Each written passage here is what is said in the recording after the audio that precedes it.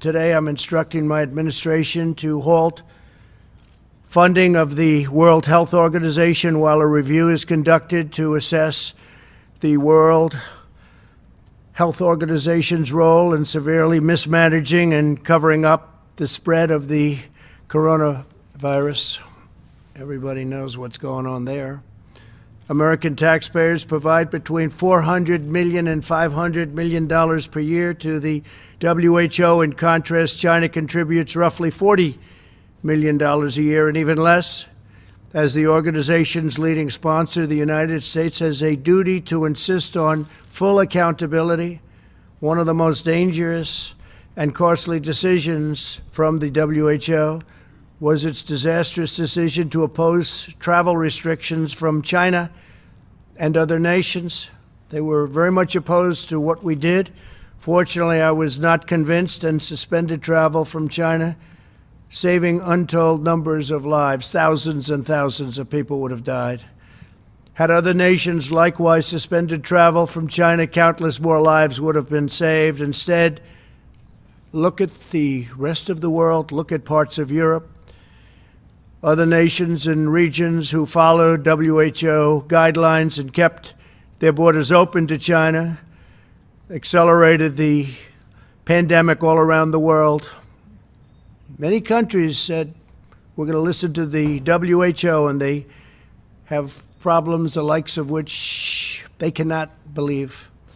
Nobody can believe. The decision of other major countries to keep travel open was one of the great tragedies and missed opportunities from the early days. The WHO's attack on travel restrictions put political correctness above life-saving measures. Travel bans work for the same reason that quarantines work. Pandemics depend on human-to-human transmission. Border control is fundamental to virus control. Since its establishment in 1948, the American people have generously supported the World Health Organization to provide better health outcomes for the world and, most importantly, to help prevent global health crises. With the outbreak of the COVID-19 pandemic, we have deep concerns whether America's generosity has been put to the best use possible. The reality is that the WHO failed to adequately obtain, vet, and share information in a timely and transparent fashion. The world depends on the WHO to work with countries to ensure that accurate information about international health threats is shared in a timely manner. And if it's not, to independently tell the world the truth about what is happening. The WHO failed in this basic duty and must be held accountable. It's time, after all of these decades. The WHO failed to investigate credible reports from sources in Wuhan that conflicted directly with the Chinese government's official accounts. There was credible information to suspect human-to-human transmission in December 2019, which should have spurred the WHO to investigate and investigate immediately. Through the middle of January, it parroted and publicly endorsed the idea that there was not human-to-human transmission happening, despite reports and clear evidence to the contrary.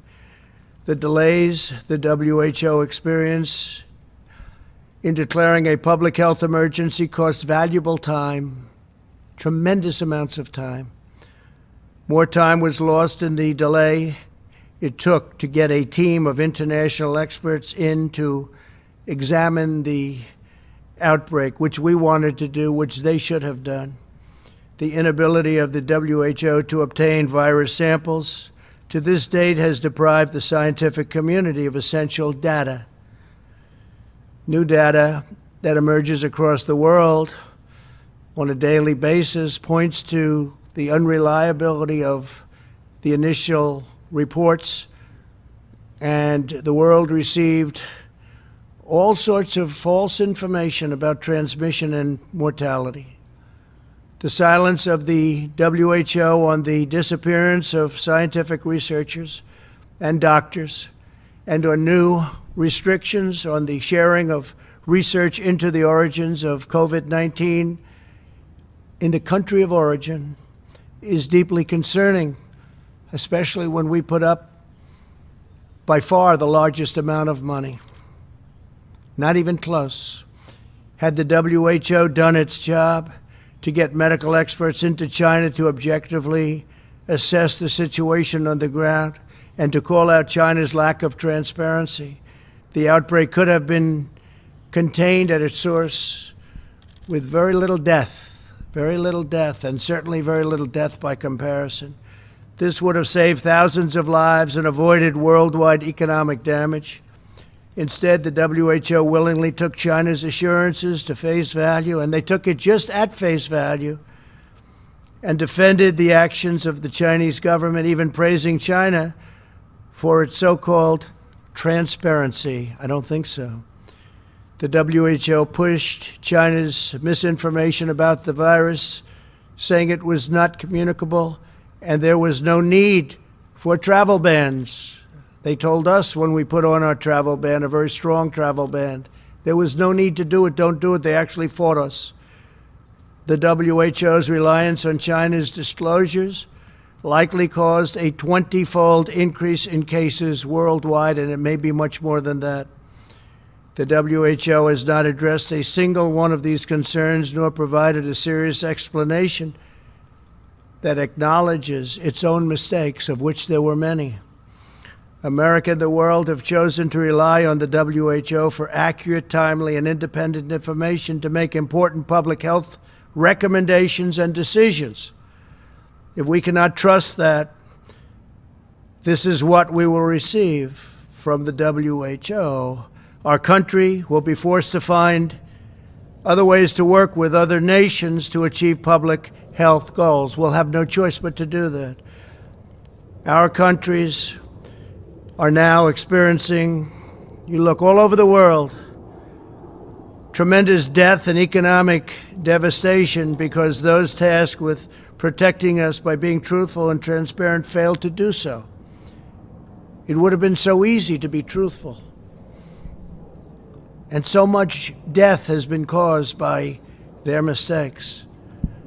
We will continue to engage with the WHO to see if it can make meaningful reforms. For the time being, we will redirect global health and directly work with others. All of the aid that we send will be discussed at very, very powerful letters and with very powerful and influential groups and smart groups, medically, politically, and every other way. And we'll be discussing it with other countries and global health partners, what we do with all of that money that goes to WHO. And maybe WHO will reform, and maybe they won't.